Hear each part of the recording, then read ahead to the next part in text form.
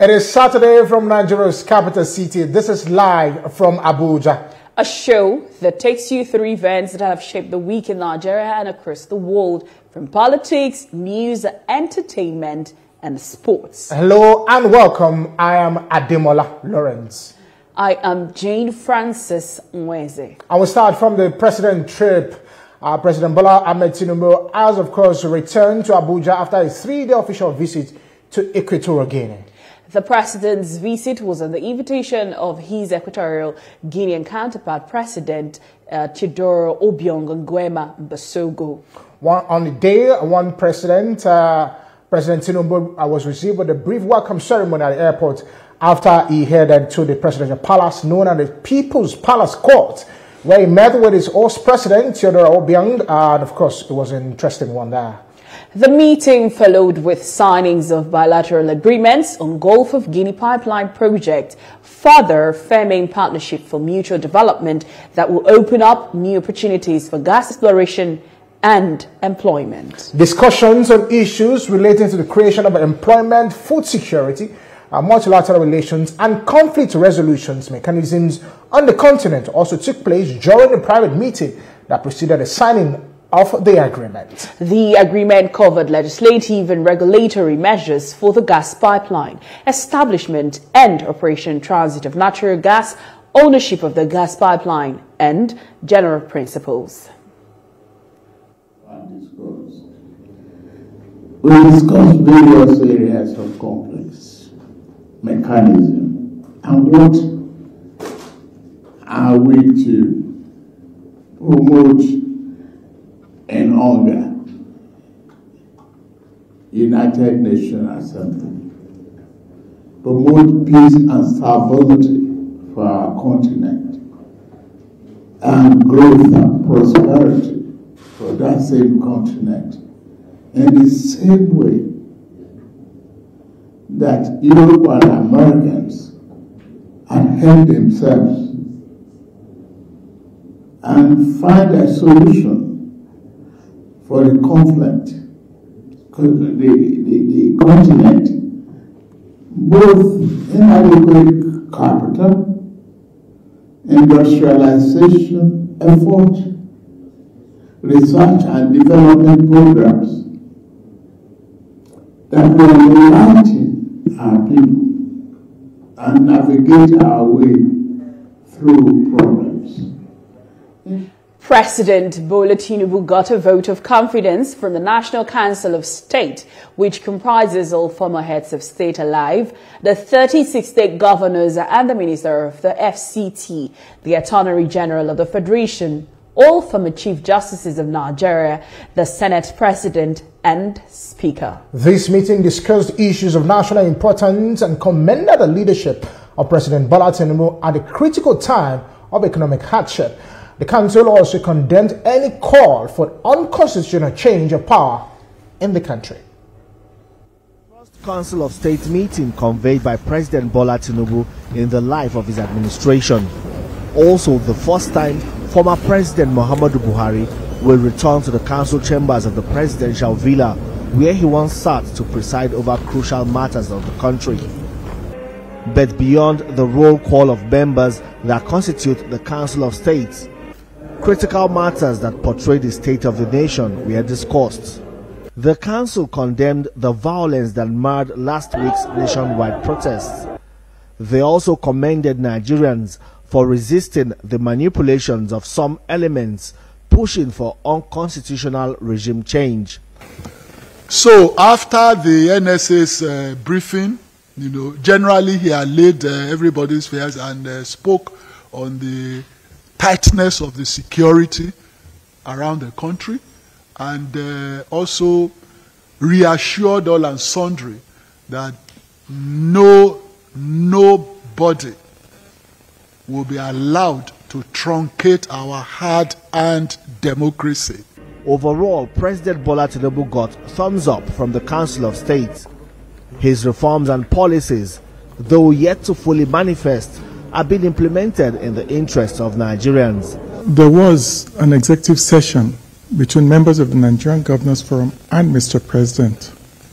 And frank and fruitful discussions were held between both parties, and I'm glad to say we're on the right track. The Council of State's role is purely advisory, but also crucial in guiding government policies and administration.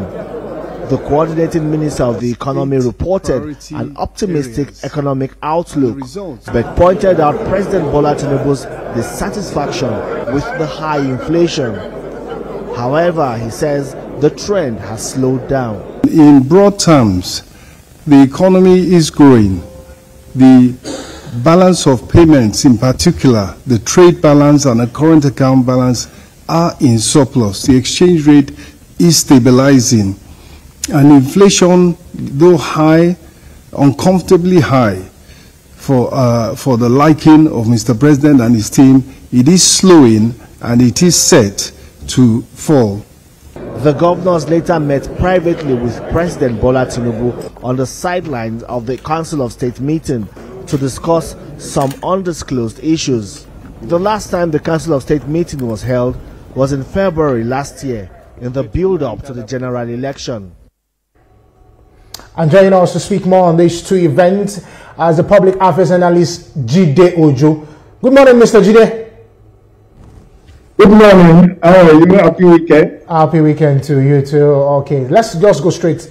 Two issues that we're looking at: the president visit, of course, to Equatorial Guinea, and of course the National State Council that was, of course, organized. The Council of State passed a vote of confidence on President Tinubu. First, what's your take on this, considering all that has happened in the last 1 year of his administration and some of the economic hardship Nigeria is facing currently? Well, I think the optics is good for the president. The optics is good to the extent that his colleague, former president, endorsed him, passed a vote of confidence in him. And not just them, 4 of them that attended, 2 virtually and 2 physically. It's also, the Council of State also has in attendance, or had in attendance, the governors of the 36 states and some ministers, and all of them came out to give vote of confidence. Although I must hasten to say that issue around vote of confidence is not synonymous with presidential system of government. It's with the parliamentary system where vote of confidence is desired for you to stay in government. But nevertheless, like I said, the optics is very good. 7 ministers made presentation at that event and gave an up-to-date account of what the Tinubu administration is doing in the last 14 months. And the National Security Advisor also spoke about the state of play in terms of security, how things are being done. So it's very good. It's a very good development for him. However, I think the endorsement that he needs is the people of Nigeria. It's more the people of Nigeria than the elders or the political elite. Because you cannot ignore the fact that while the Council of State launched out at those who went on protest that they wanted to effect an unconstitutional change of government, we know that that is just a section of the protesters. It's not the entire protesters that actually were pushing for the change of government. It's limited to a section of the country. But the issue around high cost of living and hunger is very pervasive. It's pervasive. So I think the president must also get the message that he needs to double down on the rising cost of living. I appreciate the fact that he spoke to Nigerians on August 4th and initiated all the efforts he's been able to make and is making, like cultivating 10 million hectares of land, bringing in tractors from Belarus, Brazil, and US, support to farmers, In fact, after that presidential speech, we've also had that there are now military deployments across some states to provide security for farmers so that they can stay on their farms without let or hindrance. So this is what I think the popularity rating of the president is more important than the vote of confidence he received. Yes. Okay. Okay. So, well, Jide, with all that you've said, and also trying to talk about the fact that he needs the vote of confidence of the people, and I'm wondering, in the last 14 months, also we've seen a good number of policies from the present administration. When do you think these policies will start making sense to the Nigerian people, for them to give that vote of confidence, considering that you've also highlighted, the present state of living in the country? So looking at the policies, when do you think it would ever make sense to them? When all those beautiful initiatives that he read out, I happened to write for the Punch newspaper, and I did analysis of his speech in my column on the 7th of this month, I think the Wednesday that followed the presidential address. And I said, Mr. President has never been so specific, so data-driven in his speech as he did in that presidential address on August 4th.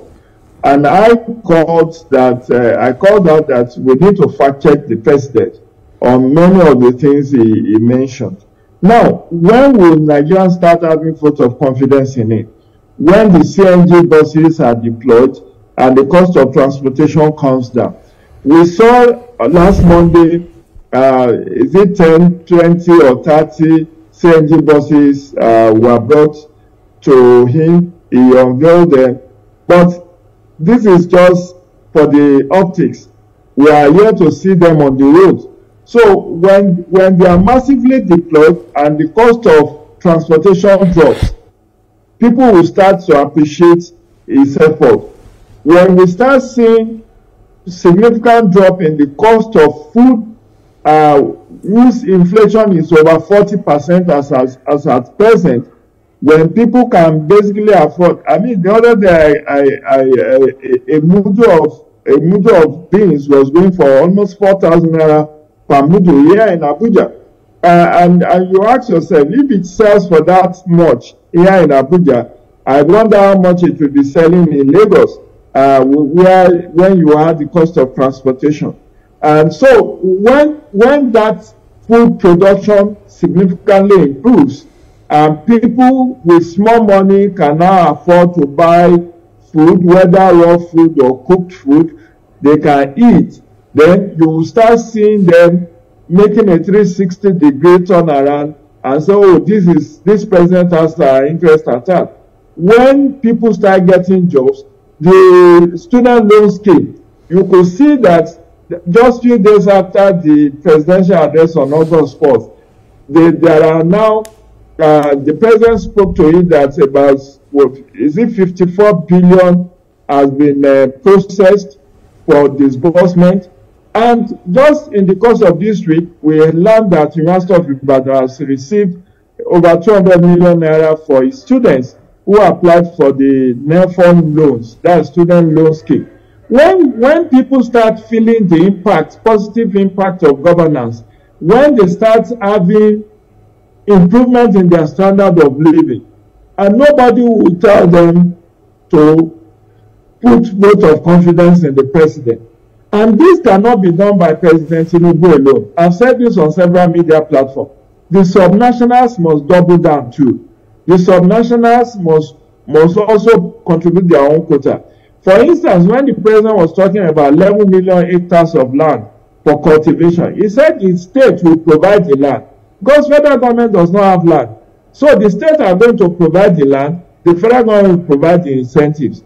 Don't also forget, when the president released that 1 trillion naira economic relief packages last month, he did say that 10 billion naira will be given to each of the state governors to procure CNG buses. By the time we have all these states launching their own CNG buses, deploying them, and people for places where they have to pay 500 naira, they are now paying 200 naira. Of course, they will start seeing the positive impact because it will rub up. Look at the housing. The president said he intends to build 100,000 housing units in 3 years. By the time people benefit from this low housing scheme, they will start singing his praises. So there are several, all those who are beneficiaries of nano. All right, Mr. Junior. And medium enterprises. No. Yeah, so definitely sing his praises. All right. Okay. So I can understand all of the things that you have highlighted. What the Nigerian people actually want to see is the dividends of democracy and the promises that Mr. President has made in his campaign, and they actually want to see it.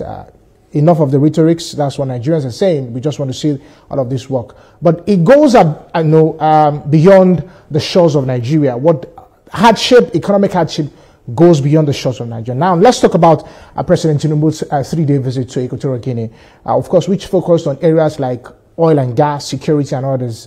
What do you think one should expect from such bilateral relationship? Looking at the fact that the president has said that Nigeria has more gas than the crude oil. So, what should be the focal points for Africa to trade with themselves? Because the AFCTA is not even as pronounced as we want to see it. So, what should be the way forward in terms of bilateral relations between Africa and, of course, narrowing down to Nigeria and Equatorial Guinea? Now, thank you very much for raising that issue.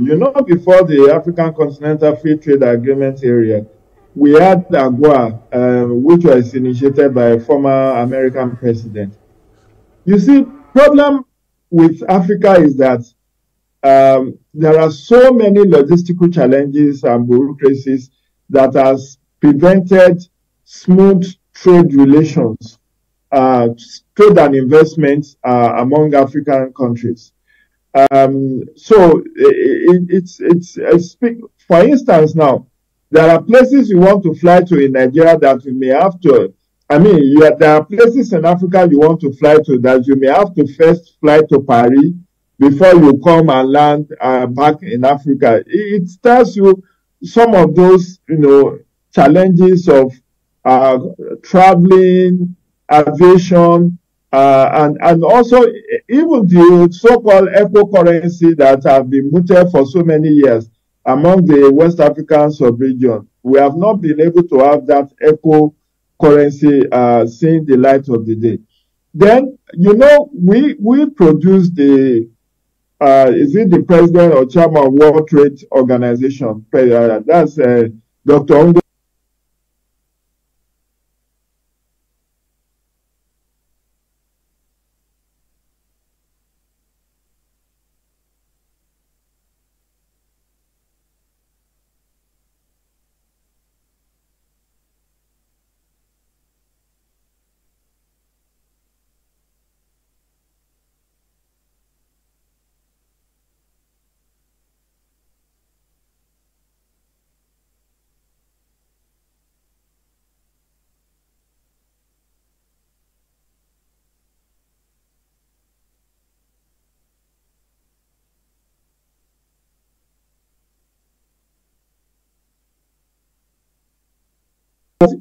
All our solid minerals are exported in raw form.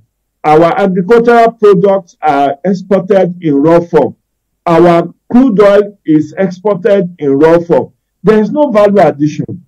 And this is robbing us of huge revenue.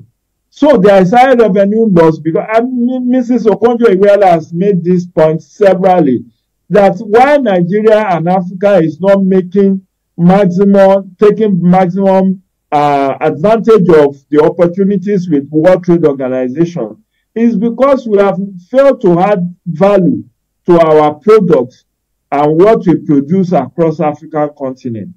So that is also part of the challenge. We also have issue of manpower. Maybe we don't have the requisite skill set to do some of these things. And that is also militating. But coming to the issue of the 3-day visit of President Tinubu to Equatorial Guinea. They have signed a number of agreements, again, on the issue of oil and gas. I think they are talking of pipeline, just like the AKK that is supposed to link Nigeria to Europe. They are also talking of, laying pipeline across to okay, so Jide, across the Subi. Jide, yes, so now when you look at this 3 days visit, also it profiled an opportunity for the president to engage with African leaders on the mass exodus of skills from Africa. And I'm wondering, beyond this engagement, so he's talking about making deliberate effort to stop that. So how exactly can these engagements help in curbing the migration, the massive migration from Africa? I was coming to that. You see, we don't have the required skill set in the first place. The few that we have are taking refuge there. As we say in local parlance, they are jackpying to senior clients because of motivations, incentives that they stand to gain. Look at our ICT sector in Nigeria. We produce a lot of young people who are ICT savvy, but many of them are now running to Canada, to US, to UK, because there is higher demand for their skills. The same thing within the medical profession, medical and dental skills. So the point is Africa doing enough to incentivize its youth? There is a newly launched policy by the Ministry of Health aimed at bringing back some of our diasporan medical practitioners. I hope it works. But I think all African countries need to do a lot more to retain their best brains, to make sure that we provide the enabling environment for them to thrive. Not that it's only when they go abroad that they can excel. Look at sports. In the area of sports, unless you go to Europe to ply your trade as a footballer or as an athlete, you are most likely going to be very limited if you stay as a local athlete or a local footballer. And the mega box is not there. So where the mega box is in Europe, is in America, is in the Caribbean. So what we need to do is very staring us in the face. We need to provide the enabling environment. It must start with security. How do we secure the lives of ordinary citizens? Well, this whole narrative of every day there's mass kidnapping. Jide, we really cannot exhaust this topic. Thank you very much for joining us. Thank you for all the insights you have given, on this very topic this morning, on the two events that we talked about. We'll take a break, and when we come back, we'll go straight to the headline news. Life is politics. In Nigeria, almost every part of our lives is touched by the politics we play. Governance, legislative matters, the economy, security, foreign affairs, internal affairs. Have a feel as strategic plays in the political space determine how we live in Nigeria. The players, the drama, chess piece moves. Be kept informed. Watch analysis of major happenings in the political space and how it affects you. Watch Politics on Sunday. Is filled with